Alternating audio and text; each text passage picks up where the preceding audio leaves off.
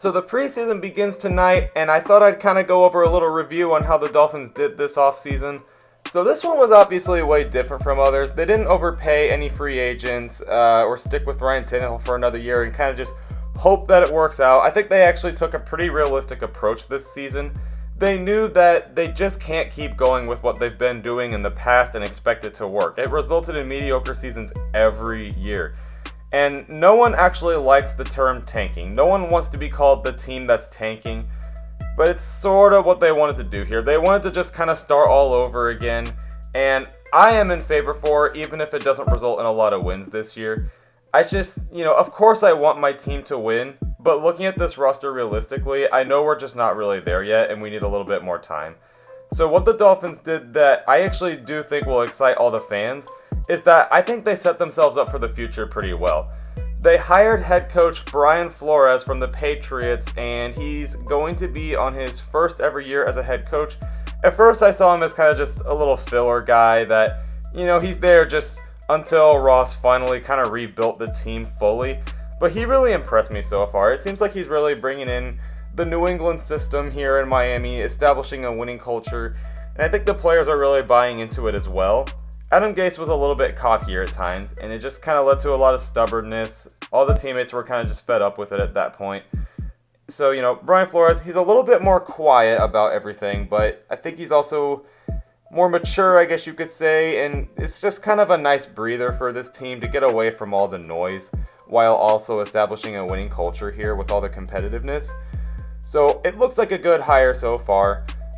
They got rid of a lot of their talent, but while it is sad to see players like Cameron Wake go away, he knew, the whole organization knew that he wasn't going to be here by the time this team was actually built to at least make the playoffs. They're aging veterans, Robert Quinn, Cameron Wake. They'd either be out of their prime or it's just they'd be kind of ready to retire. So, I think it was smart to go ahead and trade them and, still get some pretty decent value out of them. And they did also finally move on from Ryan Tannehill. Chris Greer got a pretty good deal out of it with the Titans. He was just kind of becoming a polarizing player. After 7 seasons, man, it's time to just find a new guy. Let's just move on. So they went out, they got the veteran Ryan Fitzpatrick at first, who is fine. It would not be surprising at all if, he started 3-0 and then choked out a little bit like he usually does. But seeing the Dolphins only went out and got a 30-something-year-old quarterback shows that they probably weren't really planning on getting a quarterback this year. I think they were sort of just planning on tanking and looking for a next quarterback in the draft for the future. But they were very, very, very fortunate that the Cardinals were offering trades for Josh Rosen, who literally was only entering his second year in his career. And no joke, but I actually do remember Josh Rosen being my favorite quarterback in the 2018 draft.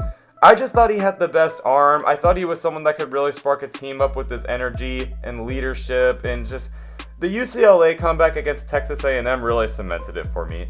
So, ironically, we got him now, and I'm very, very, very happy. Now, admittedly, he is being put in a familiar situation he was with the Cardinals, but I think he's got what it takes, and I just absolutely love the move. I think Flores will give him a little bit more help. We essentially drafted him in the second round, guys. It's such a steal.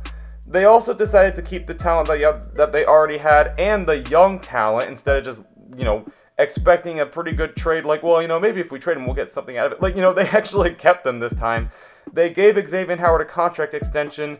Good move here for the reasons I was saying earlier. And, he's still in his prime. He's still young, and he's not demanding money right now. So it's nice to see them do that instead of just look for a trade. They're probably going to pay Laramie Tunsil soon, which I think they need to do. I've been a very big Kalen Ballage believer, so I think another good move this offseason is seeing that they do kind of see the same things I do. Now, yes, I know that all has to kind of do with just how the players actually perform, but it is still nice to see that they see it. The only move I really just don't like was the fact that they didn't try to get a pass rusher. That's just such an important position, and it's sad because I like our defense. It's young, but it has a lot of players that really could be some good pieces in the future.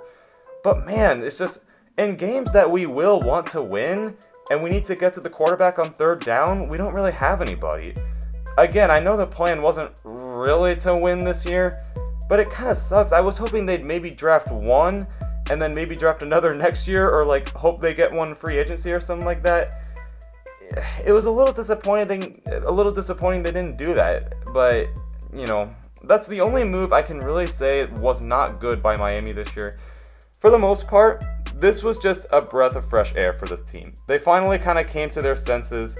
They knew that they needed to try something new, and even if it doesn't result in a lot of wins, they are going the right direction. They're setting themselves up for the future, and honestly, you might as well with the Patriots in your division. Tom Brady's not getting any younger. At some point, he's going to retire.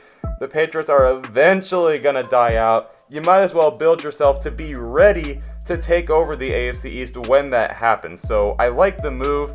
I don't think they would have caught up with the Patriots anyway. It's just they've proven year out and that they can't. So I like what they did. They got rid of all the bad contracts, kept the talent that they had, went out and got their quarterback of the future, and it seems like they actually might got a pretty good coach. So they've been a little quiet this offseason, and probably no one's going to talk about this team. But they do get a lot of praise, deservingly, by me at least. So preseason is about to begin. I am so pumped. Let's see how well these moves paid off. Tell me what you guys think. Let me know in the comments below. Fins up. Let's go. Football is back.